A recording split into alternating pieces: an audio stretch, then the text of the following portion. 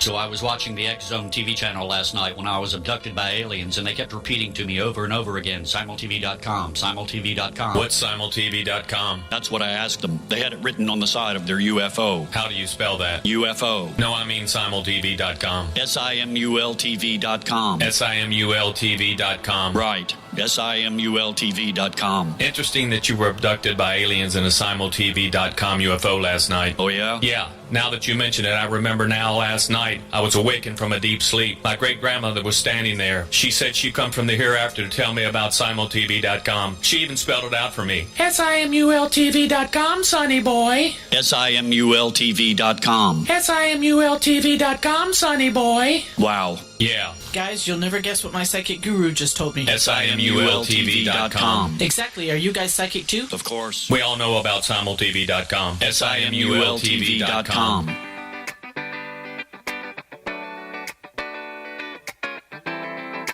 Welcome to the Connecting with Coincidence radio show with Dr. Bernie Beitman, MD, bringing together the world's synchronicity experts to help you use meaningful coincidences to develop spiritually, psychologically, and practically. For more information, put Connecting with Coincidence into your web browser to find the book, website, Psychology Today blog, YouTube channel, and Facebook page. And now, here is the host of the Connecting with Coincidence radio show, Dr. Bernie Beitman, MD.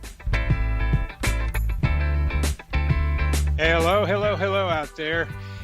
Welcome to CC with BB, Connecting with Coincidence, yes, with Dr. Bernie Beitman, MD, and that is me. And I'm going to ask you to, when you go outside sometime, look up into the sky. There is a mystery coincidence up there. The sun and the moon are 93 million miles from us, separate from each other. They're almost 90 million miles separate from each other, yet appear to be here on Earth about the same size. Right there in front of us, there is this remarkable coincidences. Their diameters are directly proportional to their distance from Earth. The moon is just the right size at just the right distance to look like it's the same size as the sun. What a coincidence! What? A coincidence? What is going on here? Well, it's to at least remind us that coincidences are a major part of our life right there in front of us. And one place we see coincidences is in romance. And dating sites seem to be losing business. They're trying to make dating into an adventure, an alluring experiment. So what if it doesn't work out, they say? Experience. But let's look at synchronicities. They're real-life experiences. They come with their own built-in amazement. Dating sites are just trying to sell you amazement, trying to manufacture it for you. Romantic, meaningful coincidences provide opportunities for wonderful experiences of love and love in eternity. And they are also proving grounds for major disappointments as well as personal growth. You don't need dating sites. If you pay attention to the synchronicities in your life, you can find the eternity and love of romance right there in front of you. Relationships require real work, and synchronicity-built relationships also do. But then again, there's that wonderful experience of love and eternity. I encourage you to sharpen your sensitivity to coincidences and to examine their potential uses and misuses. Read my book, Connecting with Coincidence, and learn along with me, Synchronicity Spoken Here. Our guest today is Terje Simonsen. He's a Norwegian author and historian of ideas specializing in the esoteric and the occult. He has through introductory courses on central philosophical and literary works, presented many interesting ideas at the University of Oslo. Today he works as a freelance writer. He's also an avid salsa dancer, an amateur pianist, and a chess player. Since childhood, Terje has been fascinated by the paranormal, especially phenomena such as telepathy, clairvoyance, precognition, and healing. As a scholar, he has taken this interest into the in the paranormal as a starting point to explore traditions, both esoteric and occult, as manifestations of our expanded consciousness. The result of this exploration can be found in his new book, Our Secret Powers: Telepathy, Clairvoyance, and Precognition, a short history of nearly everything paranormal. Welcome to the show, Terje. Thanks a lot, Bernie. I very much appreciate your book. You have done a thorough overview of all things parapsychological. And what's most fascinating is to see where you got into things that are not just Western, but are indigenous and ancient. Tell us what's been most striking about having done this work and put together this wonderful book.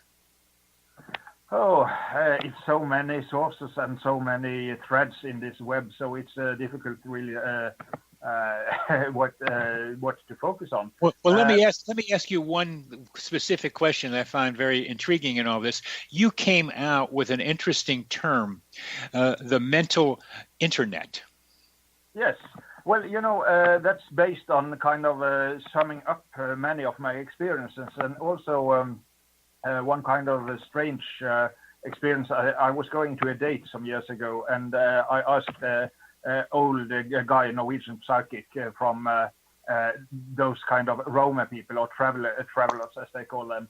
And he said, this is going to be a nice date, and I can also tell you that this woman is 1 meter and 64 centimeters tall. I'm sorry, this woman is what?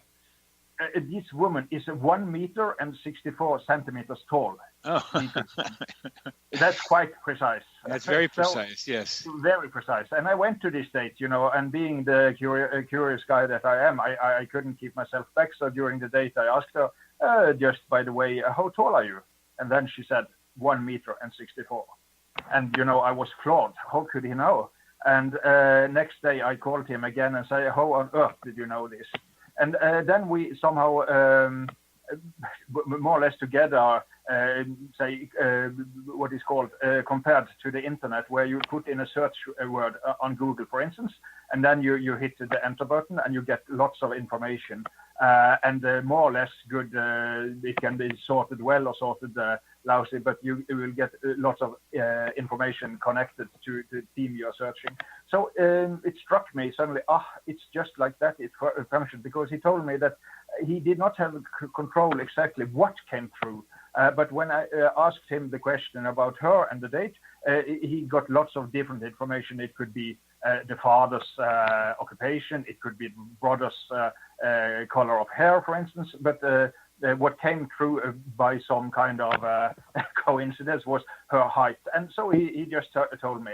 So I found it's kind of a search engine, and he has got a very good search engine. That is not exactly what you were looking for, just how high she was, or what. No.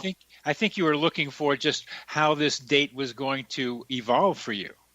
Oh yes, of course. And he said something about that as well. But he ended his kind of, call it prediction or clairvoyance or reading or what you would call it, with this statement. And what did he predict about the relationship? So he proved his capacity to describe her in the present. But what could he tell you about the future with her? Well, what he said was there was a lawyer that was interested in her as well, and I had to really work on the relationship. Otherwise, this lawyer would outshine me. And I was, the long story is, I met her, and it was very nice. But she was in fact dating this lawyer. It was a colleague of her. And I was going through town one night, and suddenly I saw her, and she was in a stupor. She was very drunk, and she was sitting on the lap of this lawyer. So really, he described, the danger of the relationship in a very good way. I would be interested also, not in just the height, but on the lawyer, but what he could see about how the two of you would feel together. Was there potential for the relationship to work? Well, I must be honest with you, and I feel his qualities was not very good at that. And that is my experience also with many psychics. One thing is to be psychic, and the other thing is to be wise. And we said this guy is very psychic, but he's not always wise, and he can be kind of prejudiced. For instance, he does not like homosexuals and lesbian people. And a friend of mine, she's a lesbian, and she talked to him, and what he said about her was, tainted by his prejudice about lesbian and homosexual. What you're saying is extremely important, Terje. The idea that you have to take into consideration the biases of the psychic as the psychic is giving you a reading. I don't think I get people telling me that as clearly as you have just done. No, that is kind of bitter experience for me, and I have, as part of this project, and also my personal interest and also my personal conflicts, I have consulted many psychics, and I have checked them up against each other, and that is my clear conclusion. What you also summed up here, that the bias of the psychic will very often taint the picture that they will paint for you. Yeah. We have about a minute and a half in this segment. And I want to keep coming back to your idea of the mental internet. I have an idea about what seems to be the same thing. I call it the psychosphere, that is a medium can say that through which telepathy, clairvoyance, precognition, and healing take place.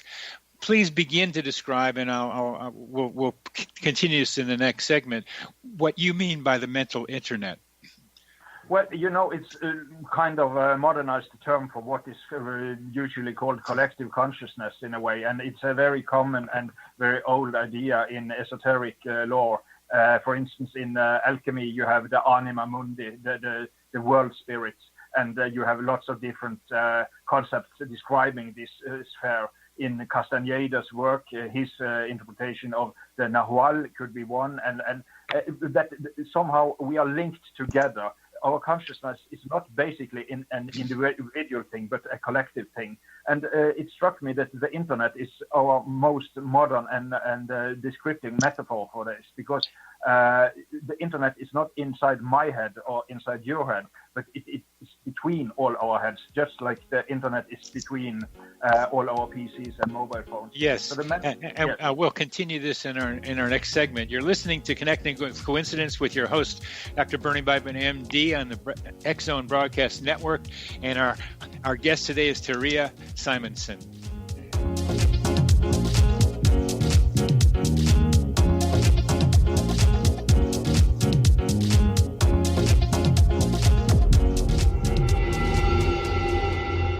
Whether you're a skeptic or a believer, join me, Rob McConnell, as together we'll investigate the world of the paranormal and the science of parapsychology here on the X-Zone Radio TV show on XZBN and the X-Zone TV channel on Simul TV.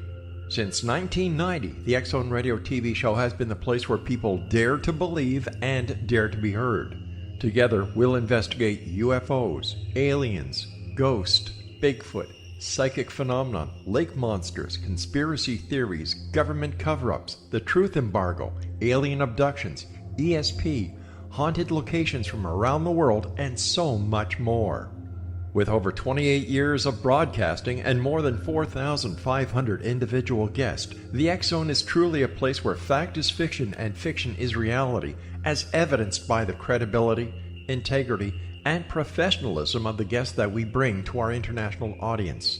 If you have seen a UFO, had a close encounter, seen a ghost, Bigfoot, lake monster, or a story that you would like to share or have investigated, contact me, Rob McConnell, by sending me your email to xzone@xzoneradiotv.com, or you can call toll-free 1-800-610-7035, extension 143, and on Skype, X-Zone Radio TV. For more information on the X-Zone Radio TV show with yours truly, Rob McConnell, visit www.xzoneradiotv.com or www.xzonetvchannel.com or simultv.com and xzbn.net. Until next we meet here in the X Zone from our broadcast center and studios in Hamilton, Ontario, Canada, always remember, X Zone Nation, keep your eyes to the sky and your heart in the light.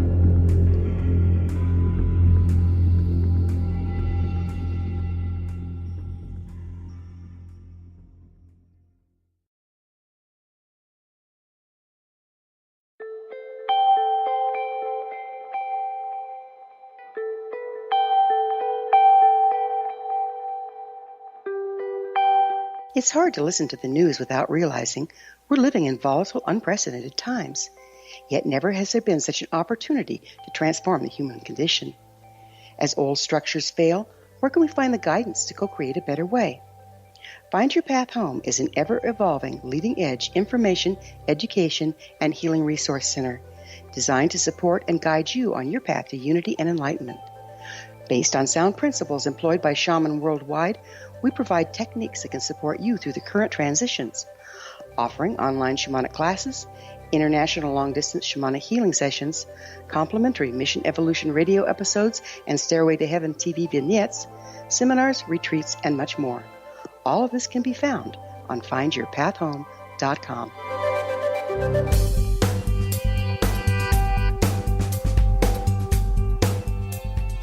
Welcome back to CC with BB. I am your host, Dr. Bernie Beitman, MD, host of this show, CC with BB, and we are talking with Terje Simonsen.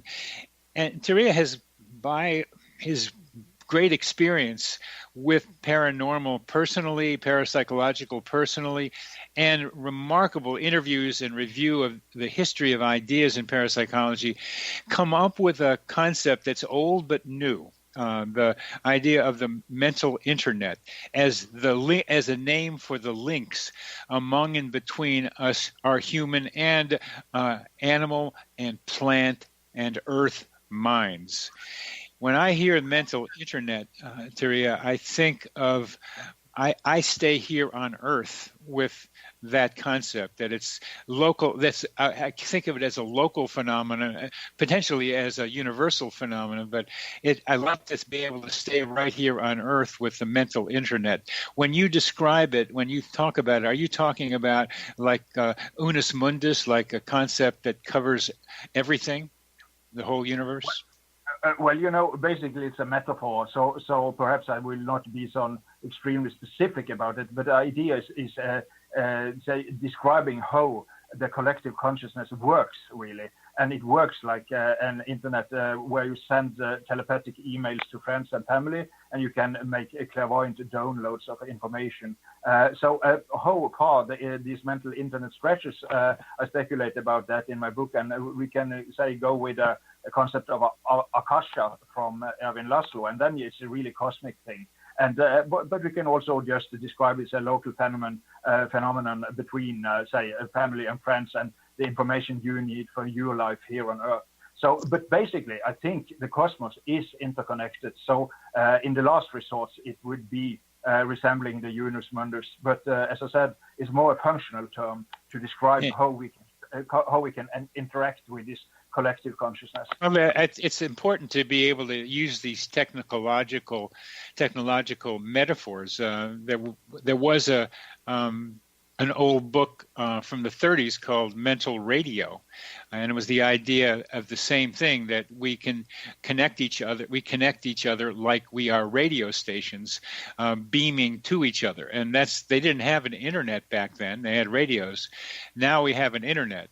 And when you use the example of telepathy sending like Gmail connections, like emails to each other, that's still here on Earth. And I find it useful to stay earthbound with this collective consciousness, because we're talking more about the confusion and complications of understanding our own minds right here on Earth. So that's where I tend to stay. And I want to see where other people were going with this, because to put it as the universal thing is a little bit on the large side. But you've made that point very clearly. I'd like to know more about what you found out and and reported in your book of things that were striking to you. I think some of the African Bushman descriptions you had are worth talking about, for example. Yes, they have a very interesting, the San people in Botswana, they call the Bushmen. The term has been disputed. It could be perceived as derogatory, but most of the San people seem to be comfortable with it themselves. So I will not say oversteer that. But they have an extreme old culture, and it's not a written culture. Of course, they have kind of symbols and that kind of thing. But basically, they transmit information by what they call classroom experiences, and that would be a kind of telepathic experience. And there they can contact ancestors, and they can learn about herbs, how to use them. They can learn about rituals and different kind of things. And that is making kind of clairvoyant downloads from what I call the mental internet, and what they in fact call classroom. So I joke a bit about it and say, in fact, the Bushmen are the one who started what we call web-based education. Now, that's good. That's very good. That's very good. What struck me about that description of yours is that they get information from ancestors that the ancestors knew. What about new information? New adaptations, like what to do with all these white men running around them? Do they get information about how to handle something their ancestors did not have to deal with as much? That's a very interesting question. I don't know that because I have not interviewed anyone about that. But some friends of mine have been living together, very close to Bushmen people for many years. And they say they really have problems meeting modern culture. So perhaps it's more kind of a storehouse of information rather than it's a kind of spiritual guidance about what to do with, say, white men and the future and meeting modernity. That's my impression. And also you can find that with indigenous people all over the world, really, they very often get problems meeting the modern world. Also, say, the Eskimos or Inuit people of Greenland, as I've seen in Denmark also, lots of alcoholism amongst them and that kind of thing. Oh, yeah, I think that's very true. What struck me, though, about the classroom of the Bushmen is it's like they're reading old Encyclopedia Britannicas rather than updated ones. And somehow, rather than do that, would it be possible, and you can't answer this question, but it made me think that if their ancestors who are up there in the mental internet in some form or another could then be asked to connect to information also that's in the mental internet that they don't necessarily access, that they can access it because they're up there, and that information can be then filtered to the Bushmen right now trying to learn how to live in the new environment. That's a very interesting idea. I must honestly say that I have not delved into that idea and speculation there. So very interesting, but you don't know. I mean, that's what I want to do is learn from these guys about how they get to those classrooms for ancient information, for old information that's relevant now, but also can get to the future. You understand my question. So I want to be able to do that. I mean, if they can do that, what they're doing, I want to be able to do what they're doing. Yeah. We have this psychologist called Bradford Keeney. He's a professor and American. He has been living with Bushmen, and he is also initiated as a shaman of their tradition. And he will probably know quite a lot of that. And he also run kind of workshop where he helps people doing, I think, partly what you are wanting. So perhaps you should just send him a mail or say join a course with him or something. They have some kind of ecstatic rituals where they're jumping up and down, coming into kind of a trance state and seems to be connecting with this sphere. And he is a certified psychologist and written 20 books and professor at the university in Texas. So really he's very. So I can ask him that question. And a friend of mine has one of his books, so I'll get his name from you again later. Why don't you tell us about in Australia? There's something similar. There's the dream world or dream place. They call it, usually translated, the dream time. Dream time. Dream time, yes. And that's also an extremely interesting concept where you can connect with the ancestor. And really, it's a timeless sphere where you're leaving. We usually organize our world on an axis of time and axis of space. I met him on the pier yesterday. Then there's space and time. But when you enter the dream time, you leave all these kind of matrix, time and space matrix behind, and go into the sphere, timeless sphere. And there, you can meet the ancestors, and you are really with the world as it was when it was created, and you transcend completely. So they have great rituals for entering this sphere, the Australian Aborigines. And what do they find in going past space and time? Well, I think they use it also for mythological purposes, but they can use it for, say, telepathy, getting information, and also where if a tribe is to reallocate, for instance, where should we go? Where will the hunting be good? Where can we, and that kind of things. So you can consult that sphere also for not daily life in that, but kind of important decisions in your mundane sphere also. And they, like the Bushmen, have rituals by which to get into the states of consciousness that is dream time. And could describe some of those rituals. You started to do that. Well, you have this didgeridoo playing. It's quite famous. Well, go to,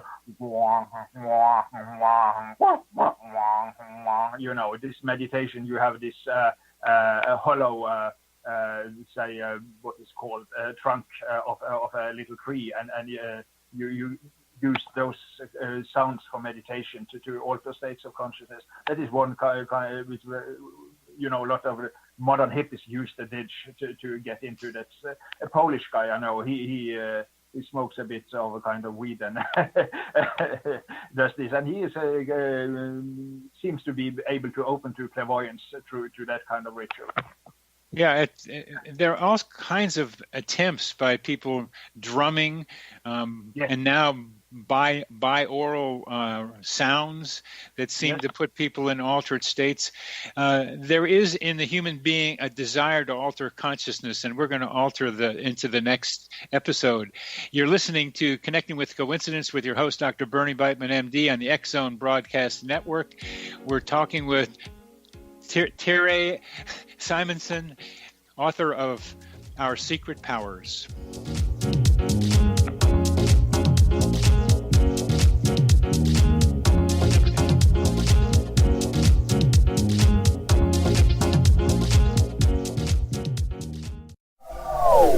They are here, and they've been here for thousands of years, making their presence known in the shadows. They might be seen by a lonely motorist on a deserted road late at night, or by a frightened and confused husband in the bedroom he is sharing with his wife. But who are they? What do they want? Why are they here? Perhaps most concerning, has the government been aware of their presence all along? The new book by Eli Marzulli, UFO Disclosure, the 70-year cover-up exposed, delves into the world of UFOs. Can full disclosure be soon? Order now and receive a free hour and 37-minute DVD on the UFO phenomenon. UFOs are real. Get both the book and the DVD, a $40 value, for only $19.99. To order your book and DVD today, go to lamarzulli.net. That's LAMARZULLI.net. Rob McConnell here, presenting an overview for Nicholas Paul Jennings, author of a fascinating book, Amen. It presents facts revealed by Egyptologists, facts that enable us to understand why Amen is the beginning of creation of God. It provides recommendations for religious leaders of the major religions to unify their beliefs and teach the Word of God. Love one another. Amen informs people how mankind conceived God. It was the Egyptians that developed the concepts of a soul, a hereafter, and Son of God. And finally, after the worship of many gods, they conceived the belief in one universal God, the maker of all there is. For more information, visit www.futureofgodamen.com. That's www.futureofgodamen.com.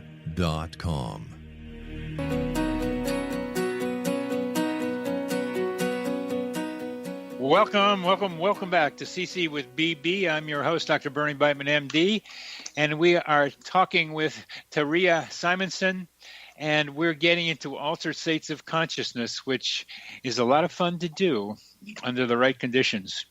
And not just fun, but it's at that learning entertainment interface that I think so many of us enjoy being at. Because what you've done, Terje, is get into lots of different ways with lots of different people who alter their consciousness to get into the mental internet or dream time or whatever name you might call it. I call it the psychosphere. And what have you come across for yourself that seems like a good way or good ways to alter consciousness to get into precognitive capacities and the like? Well, I have used meditation. The transcendental meditation is quite a famous technique by Maharishi, where the Beatles used it, and David Lynch and Paul McCartney and lots of famous people used transcendental meditation. So I used that for several years, and I also used binaural beats. That's kind of frequencies that will alter your brainwaves if you use them over time. I used a system called Holosync. A guy named Bill Harris developed that, but there are lots of different systems, also Hemisync, and there's also this guy called Master Charles. He made a system called Synchronicity, in fact, and and you can make your own tapes from the internet. Really, it's programs where you. Well, let's slow that down a little bit. I live near Master Charles. He's down the road from Charlottesville here in Virginia, his Synchronicity place, and I haven't gone over and talked with him yet. But that might be a good idea now that you mention him. Explain a bit for our audience what binaural beats actually do.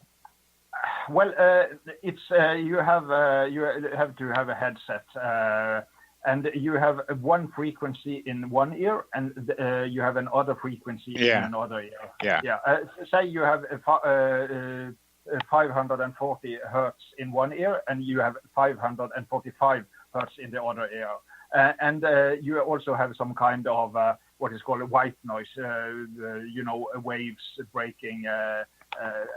Against the shore, or you have some rain falling or something, that masks this frequency, just to make it a pleasant experience.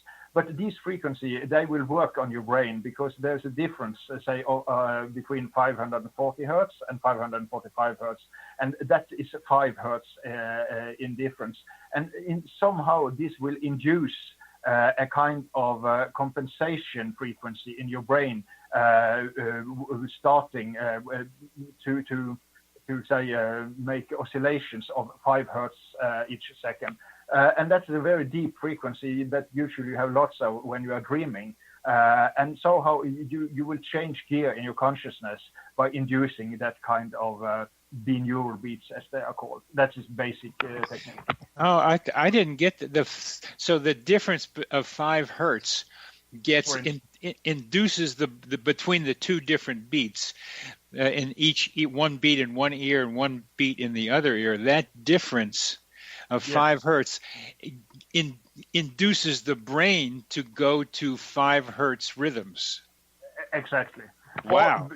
Yeah, and you can have it go to different. You often start, for instance, at 12 hertz and going down to say 10 hertz to 8 hertz to 6 hertz to 5, 4, 3. You can come as deep as 3. Then you are deep into the dreamless sleep state. Have you run across the Schumann resonance? And it's 7.8 hertz resonance. It's yeah. Pardon?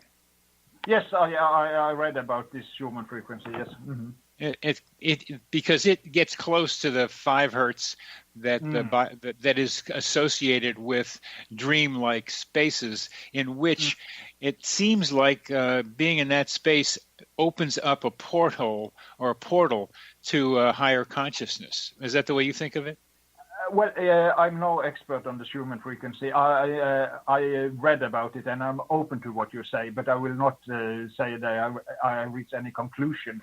My experience is from using those holosync tapes for several years, so I have experienced that they will alter your consciousness. But how is that related to the Earth's own frequency and such? I will not. I'm not expert on that. There is one guy, I think he's a Canadian, Michael Persinger. He's a psychiatrist. He's done lots of experiments about these things. He's developed what he called the God helmet, and you can take that helmet on, and he will use electromagnetic fields to induce different kind of frequencies. And he claims also that is what happens when the Earth have special, for instance, those tectonic plates scrape against each other, then there will be very strong electromagnetic discharges influencing brains of people in that area and lots of things. But I'm no expert on that. But Michael Persinger, you can check, or the listeners can check his work. Now that is there's a lot of interesting things you just said, but the Earth's tectonic plates creating electromagnetic changes or different hertz frequency being emitted, and that we can do something with our own electromagnetic technology, like this helmet you talked about or the binaural beats. Yes. That it's beginning to show how electromagnetic fields influence consciousness. It seems so, yes. It seems so. It's hard to get away from that. And so I'm going to take us from the from the Earth and the helmet binaural beats to the dance floor. Yes. Because there's something that goes on the dance floor that seems to be something like what we're talking about. Is there? Yes, surely. As in my description, you said I'm an avid salsa dancer, and I felt that very strongly by Latin American rhythms. You know, lots of these old rhythms is coming from tribal rituals in Africa. The slaves took the rhythm with them over. And if you go into, for instance, the Cuban tradition, there you have Santeria, which is kind of a Cuban voodoo, not the bad kind of a voodoo, but for healing and changing gears of consciousness. You use the drumming. And also, of course, when you use these drums on the dance floor, you can get into kind of trance states. So I experienced the dancing for, say, 4 hours without breaks, really. And you can feel that your gears in the brain are changing. So dance can be a wonderful way of also altering your brainwaves, clearly. Yeah, I mean, there's some data coming out, evidence, again, we need it sometimes, to say how dance coordinates brain functioning. Parts of the brain get coordinated together and then also join in the same rhythm rather than being disconnected and doing different rhythms. Yes.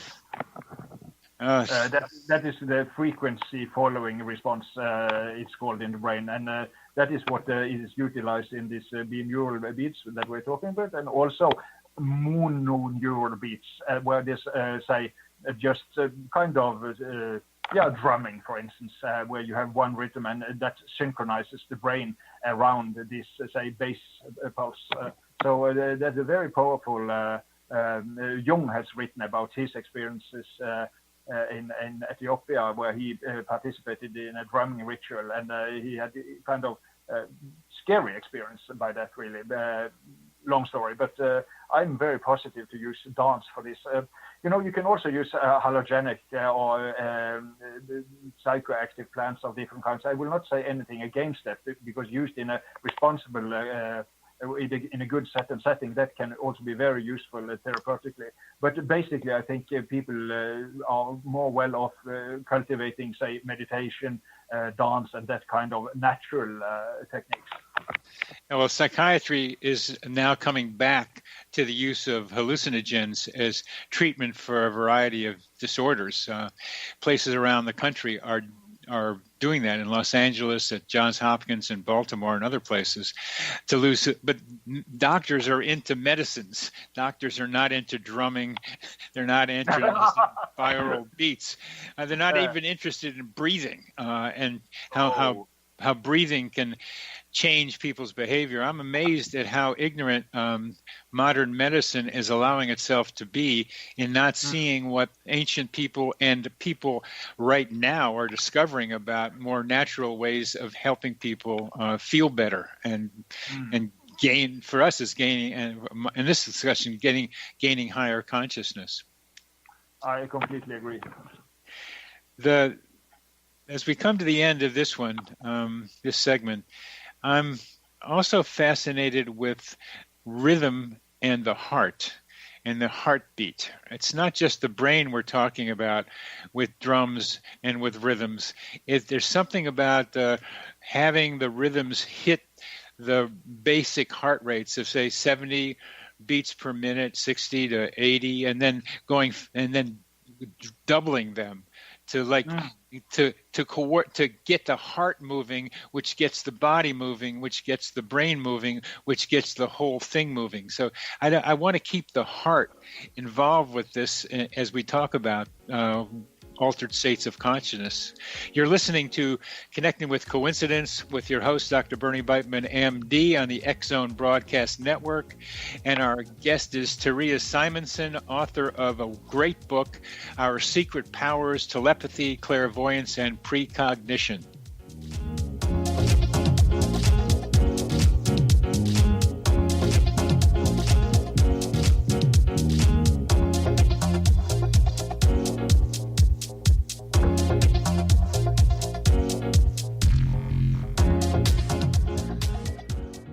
You have heard of the X-Zone? Now watch it on Simul TV, plus 500 video games, live TV channels, free video on demand, worldwide, and more. Does this sound like tomorrow's television? Well, it is, but you can have it today, right now. It is Simul TV. Simul TV offers what the others only wish they could provide. 15 exclusive channels like X-Zone, Sci-Fi, and Horror. We are worldwide. No other provider offers that. 500 built-in video games. No need to have an extra expensive system.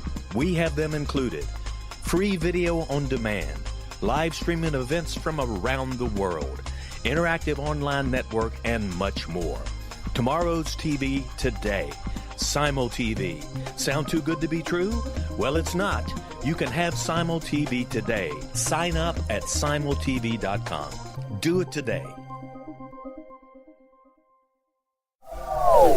They are here, and they've been here for thousands of years, making their presence known in the shadows. They might be seen by a lonely motorist on a deserted road late at night, or by a frightened and confused husband in the bedroom he is sharing with his wife. But who are they? What do they want? Why are they here? Perhaps most concerning, has the government been aware of their presence all along? The new book by Eli Marzulli, UFO Disclosure, the 70-year cover-up exposed, delves into the world of UFOs. Can full disclosure be soon? Order now and receive a free hour and 37-minute DVD on the UFO phenomenon. UFOs are real. Get both the book and the DVD, a $40 value, for only $19.99. To order your book and DVD today, go to lamarzulli.net. That's LAMARZULLI.net. So I was watching the X Zone TV channel last night when I was abducted by aliens, and they kept repeating to me over and over again, simultv.com, simultv.com. What's simultv.com? That's what I asked them. They had it written on the side of their UFO. How do you spell that? UFO. No, I mean simultv.com. simultv.com. simultv.com. Right. simultv.com. Interesting that you were abducted by aliens in a simultv.com UFO last night. Oh, yeah? Yeah. Now that you mention it, I remember now last night I was awakened from a deep sleep. My great-grandmother was standing there. She said she come from the hereafter to tell me about simultv.com. She even spelled it out for me. simultv.com, sonny boy. simultv.com. simultv.com, sonny boy. Wow. Yeah. Guys, you'll never guess what my psychic guru just told me. simultv.com. Exactly. Are you guys psychic too? Of course. We all know about simultv.com. simultv.com. Welcome back. This is CC with BB, connecting with coincidence with your host, Dr. Bernie Beitman, MD, and that is me. And we are talking to Terje Simonsen, and we are exploring his exploration of telepathy, clairvoyance, and precognition, and his short history of nearly everything paranormal that he describes in his book, Our Secret Powers. How has that book changed you, Terje? How has that research affected you in regard to your understanding of the world? Well, very much in a positive way. It has confirmed some kind of suspicions I have had earlier, but it kind of systemized my perspective on consciousness being a collective phenomenon, not just a thing going on inside my own head. And that has have a wide and positive alteration of my own perspectives on myself as a contributor in this collective field, and also have formed some kind of basis from a more optimistic view on the world, really. And somehow it's connecting with old philosophical traditions I knew from my scholarly studies about, monks meditating in Himalayas, claiming to influence world peace and that kind of stuff. And also in the Christian tradition, the Carmelite monks and nuns, they doing prayer for hours each day and claim that also influence world peace. And so it's kind of have summed up many loose ends from different kind of branches of study I've done, and also somehow reinforced a kind of meaning to say my own spiritual practice. And so there's a town in Iowa that had meditators doing something similar to the town, reducing some kinds of problematic behavior in the town through their meditations. So we have monks, we have people in the Himalayas doing meditation that somehow helps the world around them in some ways. At least that's their claim. Now, we're getting to a place now in the world where we have to have larger groups of people having intentions that are beneficial to the earth and to the peoples and the plants and the animals of earth. And you become more optimistic as a result of your tour through these cultures, through the research. What do you get from your mental internet, and what do you get from your studies that suggest how we might, those of us who want and see the need for helping the earth be better, how do you think we can come together in the same way the monks have done in their Himalayan attempts? Well, I think meditation is a beautiful way, and both if you do it regularly in your own practice, you will have a little influence, and if you do it together in a group, as has been tradition in both in transcendental meditation and also in Buddhist tradition, the concept of sangha, when you get together to say, reinforce your intention in a collective way. Also, the works of the white lodges of the Western esoteric traditions, for instance, Servants of the Light, which is of the Golden Dawn tradition. There you have also, you are cultivating the egregore, the collective mind, to say, enforce your good intentions about what is to happen in the world. So working with yourself, working in a group, I think that's a very good way to start. It must start with each self. Yeah. That is very clear. I saw that on the dance floor where we tried to have it be a safe space for people. And I wasn't sure what safe meant until I realized that the person that I needed to feel safe with was me. Yeah.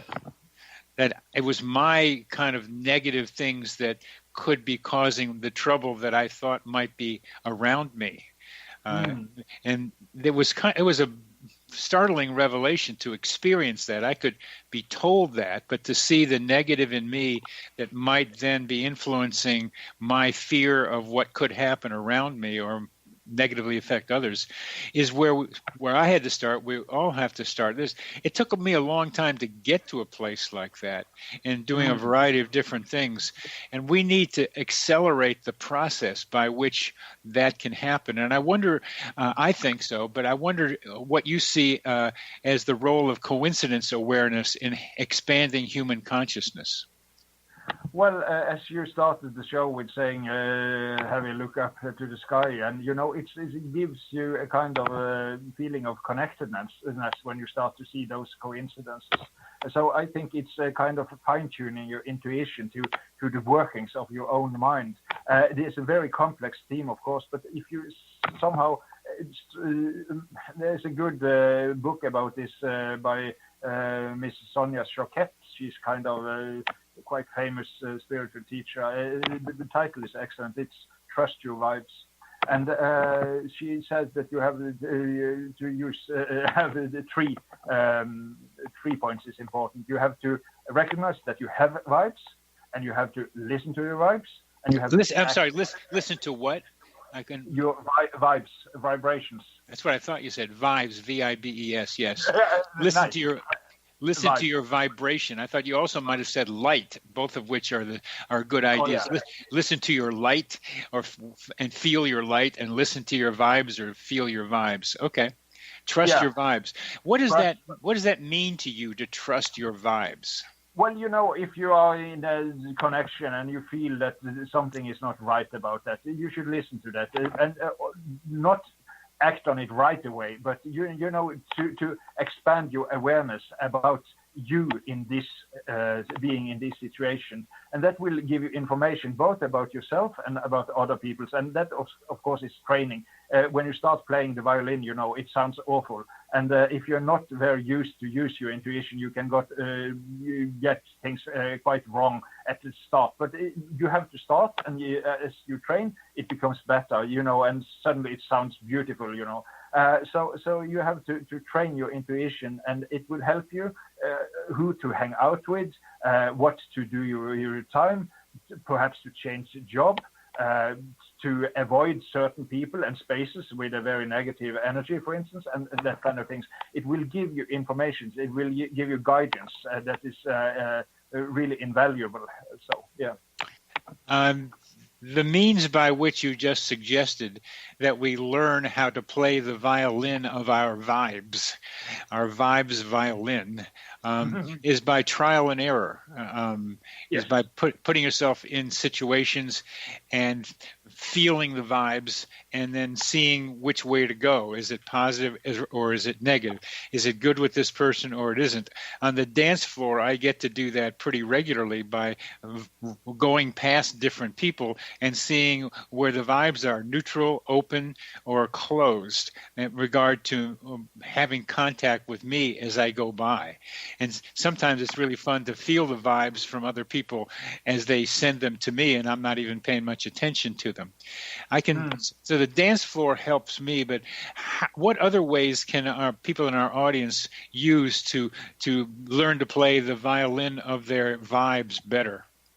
Well, also, if you have contact with a good psychotherapist of the transpersonal type, that can somehow be a mentor, helping you to relate to this collective field of consciousness, that could be very valuable. A Jungian therapist, for instance, or a good Gestalt therapist, or anything like that. A wise person. I was lucky and studied with a very wise old woman, a Gestalt therapist, and she was very spiritual, and I learned so much from her. It's the practical application of this wisdom. How did she deal with conflicts in her life, professionally and privately, for instance? So if you have the possibility to be close to a master of some kind, that can also be very helpful if you are aware of not being kind of enslaved by his or her authority, of course. So meditation, dance, psychotherapy of the right kind, there are so many ways that can help you getting closer to yourself and more intimate with the world. The most important thing is to recognize that you can pick up vibes, pick up feelings, pick up energy patterns around you and from within you, and becoming aware of that capacity of human beings to do that is a major step. I write about interpersonal energy in between me and patients sometimes, and it's there, but we don't have the machinery to measure it yet. At least I don't think so. Though it seems to be possible to do that, measure that interpersonal energy. Right now, people require science to be, maybe not even so much anymore, to tell them that it's there. And we have about a minute left, Terje, and I just want to emphasize how important your book is and how well written it is and how comprehensive it is in its overview. I mean, you don't go through some details because you can't, but it's such a masterfully done overview that I thank you very much on behalf of people interested in parapsychological things for having done the book. Thanks a lot, Bernie. It has been a joy writing it, and I get so much positive response also. So it seems that I, in a good way, have hit a nerve with quite a few people there. You have. Well, thank you very, very much for being on the show. You're listening to Connecting with Coincidence with your host, Dr. Bernie Beitman, MD, on the X-Zone Broadcast Network. And our guest has been Terje Simonsen, author of Our Secret Powers, Telepathy, Clairvoyance, and Precognition, A Short History.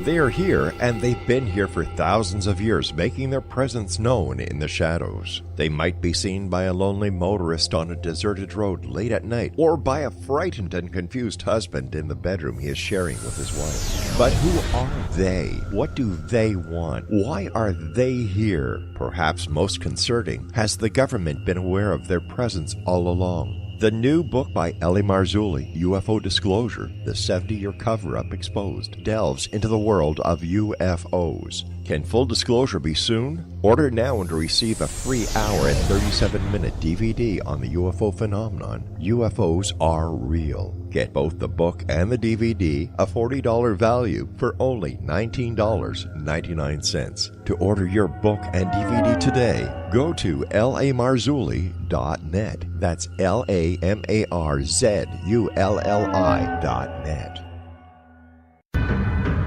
If you are looking for a safe, zero-calorie natural option to the harmful artificial sweeteners on the market today, Just Like Sugar is what you're looking for. Just Like Sugar is a wonderful natural alternative for those health-conscious people who choose a calorie-restricted diet with a great, pure, sweet flavor that tastes just like sugar. Just Like Sugar is a great natural option for people suffering from diabetes and may be useful in restricted diet programs where standard sugars are not allowed and does not cause a laxative effect of some other sweeteners. Just Like Sugar comprises a perfect blend of chicory root fiber, natural calcium, natural vitamin C, and Just Like Sugar's sweetness comes from the natural flavors from the peel of the orange.